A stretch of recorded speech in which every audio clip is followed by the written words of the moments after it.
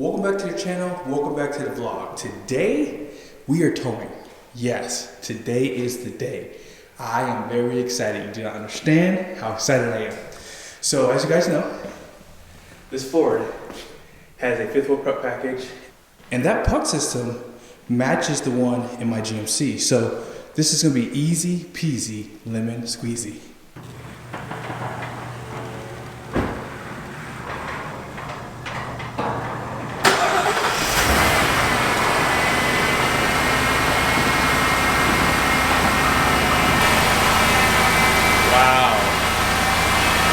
That is a cold truck. Let's see how cold it is in the garage. Okay, it's only saying 40, but that's probably as cold as it will show on that display. But man, let's see what the truck says, 32. It's probably colder than that outside though. Man, so let's go ahead and drive it. I want to get this thing at operating temperature, and then we'll move the fifth wheel, and then we will go over some of the towing features on this truck. So it took about 5 minutes or so, 6 minutes tops to get it all nice and warm, but it is 18 degrees outside, and the transmission's still a little bit below operating temp. But the good news is, as long as the fluid has run through, and as long as it's pretty much not below 50 degrees, I feel comfortable. But like I said, we'll take it easy for the first few minutes, and then once we get it up to operating temp, we'll give it some wide open throttle. But let me go ahead and pull the fifth wheel out, and then we will go ahead and get this test started. So we're gonna go through this pretty quickly. So as you guys know, this truck does have a solid front axle, and on the rear, because this is an F350, this does have one overload leaf spring. So we are going to be taking a look at this when we get hooked up here. And this truck does have the fifth wheel prep package. So it does have the pucks as you saw, and they do provide a 4 and a 7-pin outlet here. And if you are towing conventionally, they do provide the same plugs, and this is going to be a class 5 receiving hitch. And I do use my Reese Goose Box to tow my fifth wheel. This is a great alternative to a fifth wheel hitch. It should save you a little bit of weight on payload, because a fifth wheel hitch is going to weigh about 250 to 300 pounds, and then you still have to include the weight from a pin box. So my trailer, because we don't live in it any longer, the weight is unknown. But what I'll do is I am going to be doing a video probably getting it weighed with this truck. So just stay tuned for that. But let's go ahead and hook up, and let's take a look at the door stickers actually first, because you guys do know I have not shown you the payload number. So let's do that now. So this truck has a gross axle weight rating of 4,800 pounds, and then the rear is 6,780 pounds. GWR is 11,100 pounds. And all-in payload capacity is going to be 3,956 pounds, so almost 4,000 pounds of payload. And this truck is really bare bones. Like, there's not a lot of options and frills on this thing. Well, I'm going to go ahead and back up under the pin box here, and we are going to measure before I drop it down. And as I always do, I will show you a time lapse. By the way, this truck doesn't even have a smart key system or anything like that too, so you have to push buttons. Did I mention this truck was bare bones? There is no, what do you call it? There is no bed camera either, so you have to really know what you're doing, unfortunately. And I have time to know what I'm doing. We're gonna go back nice and slow. And, all right there. Oh, perfect, right there. So I'm gonna pull up just an inch. Ooh, that might have been too much. Let me hit the emergency brake. It does have a mechanical emergency brake, which I like better than the electronic ones. Sorry for that weird beep noise. So we're pretty much there. But one thing I want to point out is, you see how much space you have between the tailgate and the RV? I like that GM gives you the fifth wheel prep package behind the axle, because it gives you the clearance to kind of go inside of here. But we're pretty much lined up. It's a little bit off-centered, but it will pretty much go inside the coupler here when I let it go. But I'm gonna back up just like another inch or so. And let's go ahead and measure. So I try to do it from the ground, and it's showing, let's use 43 inches. I like where the line is there for that. We'll use 43 inches.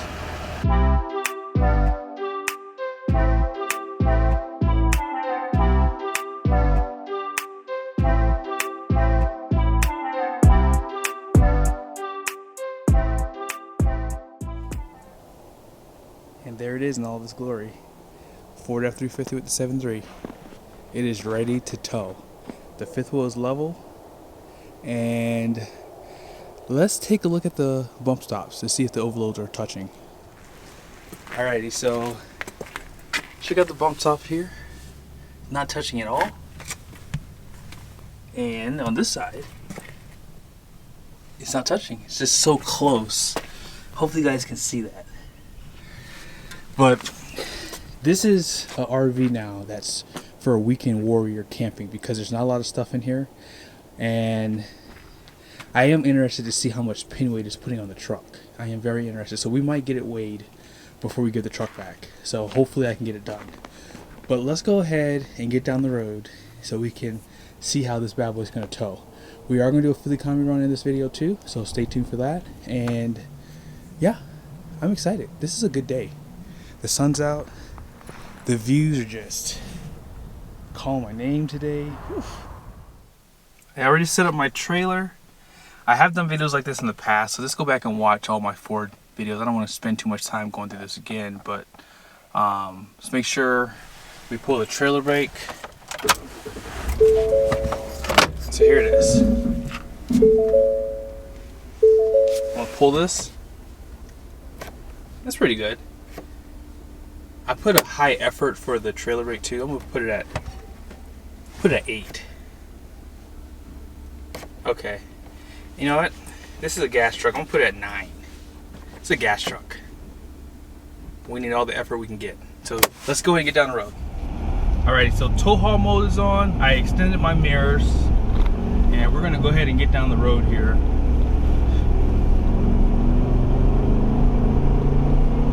Yeah. So excited, we got a 7.3, guys. Yes, you do not know how bad I want to do this. And whoa, that's all I'm gonna say. But let's get it out on the road. Let's see how this lighter weight truck does. Now I don't know if I told you guys how much it lowered, but it lowered to 40 1/8, so it was like 2.87 inches of a drop with this weight. But again, the hitch weight is unknown because I have to get it weighed, and if I get that footage and I do it before this one, you will see it in this video. But yeah, I am very, very, very excited. I cannot believe we have a 7.3. Like, I'm so excited to do this because I have been considering getting a gas truck just for like test purposes, but we'll see. But we're gonna go ahead and get on the highway here.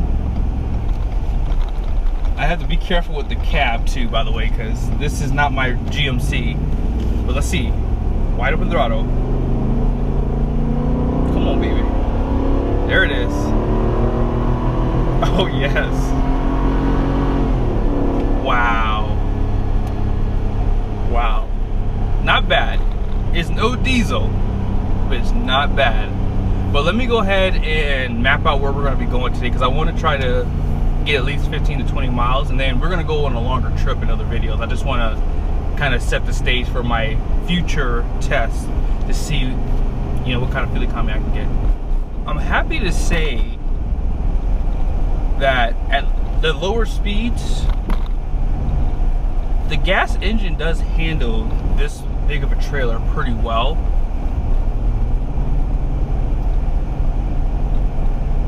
I can't even feel the trailer back there either.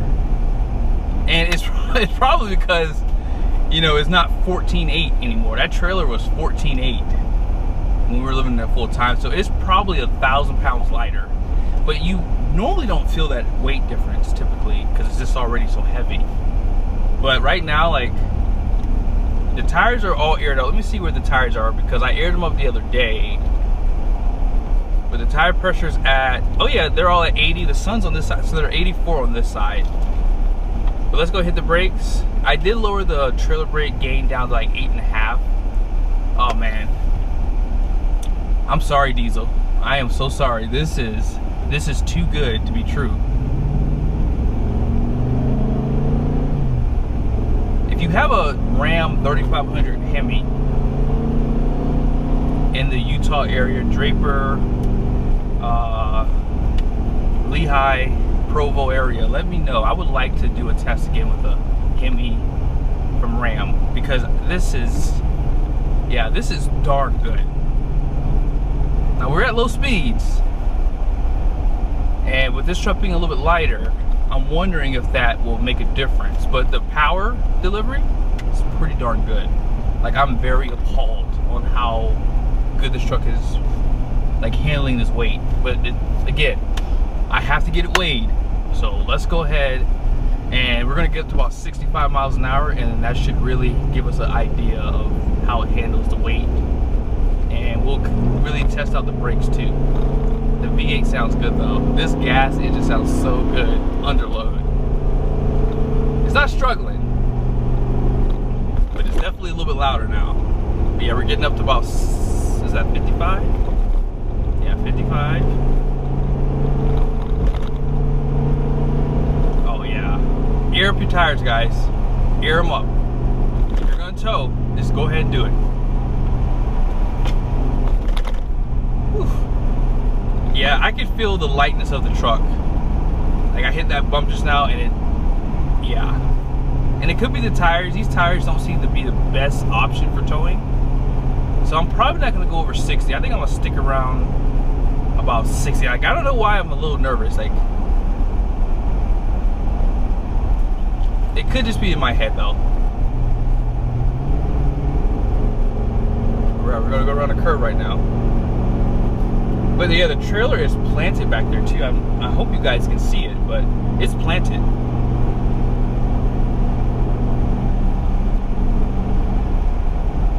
Wow. This is really good. This is really good. Since we're talking about tires, these are the Continental tires that come on the truck standard. So if you don't get FX4, these are the ones you're gonna get. And these are going to be a 275 65/18. And as far as the capacity goes, they have 3,415 pounds at 80 psi. So just be sure to air them up, as I said, because it does help with stability overall. I'm slowly selling myself on the gas engine truck. This is not bad. Let's take a look at some of the temperatures.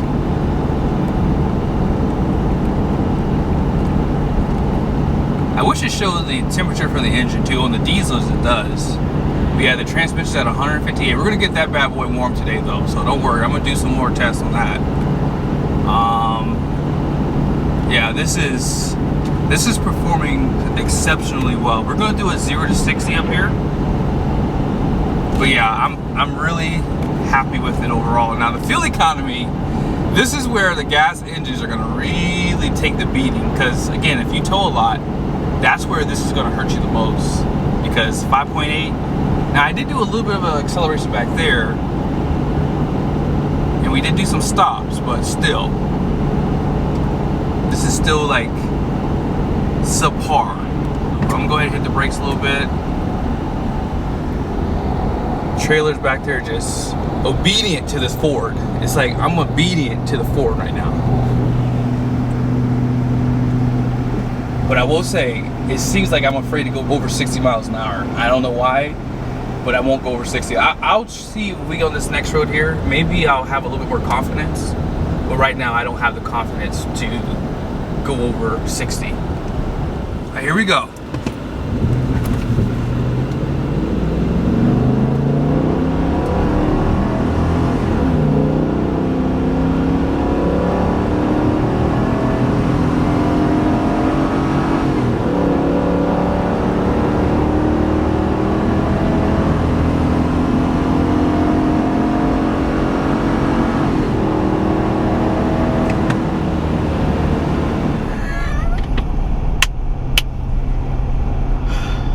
Bad for diesel engines.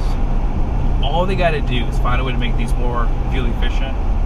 It's game over. Like, it's not even a conversation anymore. Like, this thing has more than enough power. Doesn't matter what people say. I'm a diesel fanboy, and I'm okay to be honest and say, you know what, diesels are at a crossroads right now, because I want a gas truck. This is fine. This is super fine.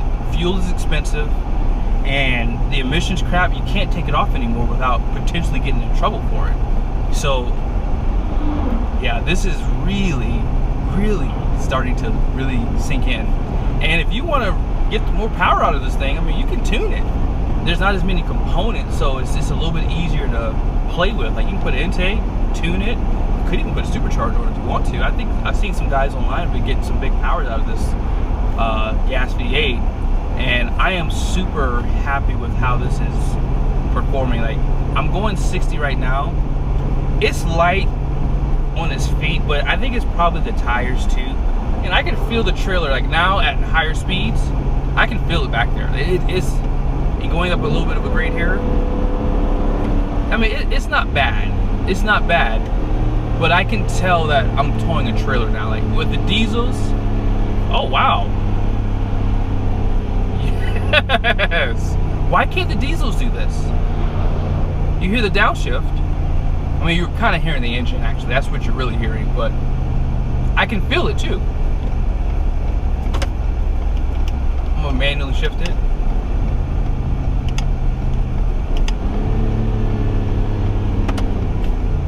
It's not terrible, but the downshifts in this transmission are very weak. But what I'm gonna do is, I'm gonna turn around here. This is a gas station. This is an easy area to maneuver in. So this will be my midpoint. And we are at 6.3 mpg. That's not too bad with all the acceleration. This is more than I expected. And I'm so sad to say that. Like, you guys don't understand. Like, I've been talking these trucks up, and in my mind I was like, man, I really need to test one to make sure I'm not telling people wrong stuff, because I don't want people to go out here and get these trucks and then hate the power. Oh no, I would definitely tow 16,000 pounds with this truck. But again, I think the only exception to my rule is the speed. You're gonna have to really consider slowing down with this, because I can feel it. I can feel that this truck is a little lighter. And because this is a 40-foot long fifth wheel, when the wind hits it, you can feel it on the pin. Like, I can feel it kind of dancing right there. But man, nothing. The suspension is handling well. And really, under 50 miles an hour, you cannot feel the trailer. But once you get up to, like, I'm gonna get up to 65. The speed limit on this road, I believe, is 65. Holding the gear, that's so nice. And I don't know if you guys noticed, when I did the acceleration, like, the torque converter locked up. Like, it was, this is a good option, man, I'm just saying. I'm going 65 right now. I'm gonna hit it on cruise control. I just wanna see how it feels.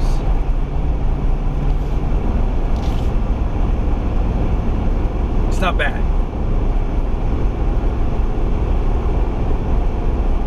Trailer's not dancing in the back. Oh man. There'll be a 7.3 liter in my future. Because I'm not full-time RVing anymore, there's no need for me to get diesel anymore. Like, this is it. I'm completely sold.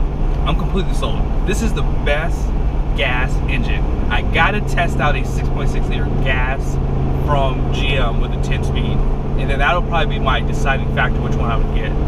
As I mentioned with the GMs in the past, I didn't like the fact that they gave it the 6-speed, but now that they have those gears, that 6.6 is going to be a monster. And GM said it's a better performing gas engine now. And I think the reason why they held off on giving it the 10-speed was because of reliability. They wanted to make sure that the truck stayed reliable. And yeah, I'm definitely going to be getting something like this in the future. Like, this is so great. But here's what's not so great. Woo, 6.1. 6.1. And you know, you have to understand, with the gas pickup, you're literally this, if you're climbing grades, you're gonna be screaming for the most part. But I will check back in when we get closer, and I'll show you guys fuel economy, and then that will pretty much end this video. So here's just like an instant MPG right here for you. That way you have an idea of just where you're gonna be at. Like, I'm in 10th gear, running 65 miles an hour. I feel a little bit more confident now. Like I said, I think it's just the idea of this not having an exhaust brake and all that stuff, but the truck performs well under load. Like I said, I can feel the trailer back there. It's not bad though. It's just there. And even on a diesel, you can feel it, but it's just a different kind of feel. Sorry about that. I have to keep my eyes in a row and I have to look down every few seconds, but I'm gonna go ahead and slow down here. Now let's go ahead and take a look at some of the temperatures. That way you have an idea. So that transmission, it's been working. I'm hitting the brakes right now. Let's see if it will try to downshift. Like I said, these downshifts are just so intermittent. That's the only thing about these 10 speeders, is like they don't always give you those strong downshifts. It just depends on how fast you're going, I guess, and you know where it decides to drop down to. But that's not bad. The engine, I don't know how hot it is. I wish they would give you a temperature gauge for that, but I don't see one here.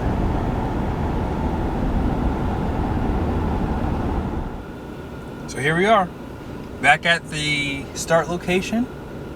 We ran 17.2 miles and basically got 7.1 mpg, so that's not bad. And I guess I have to figure out just how bad it is compared to, or how good it is compared to the diesel. Because again, I didn't have to buy a $10,000 diesel option or $12,000 or $13,000 option. Now obviously this is not my truck, but if it were, you do skip out on that huge cost for a diesel, not to mention the emission stuff and all the extra maintenance that's added to those pickups. But hey guys, thank you so much for watching this video. I hope it was helpful. Be sure to subscribe to the channel, be sure to turn on your bell notifications, and I will see you in the next video.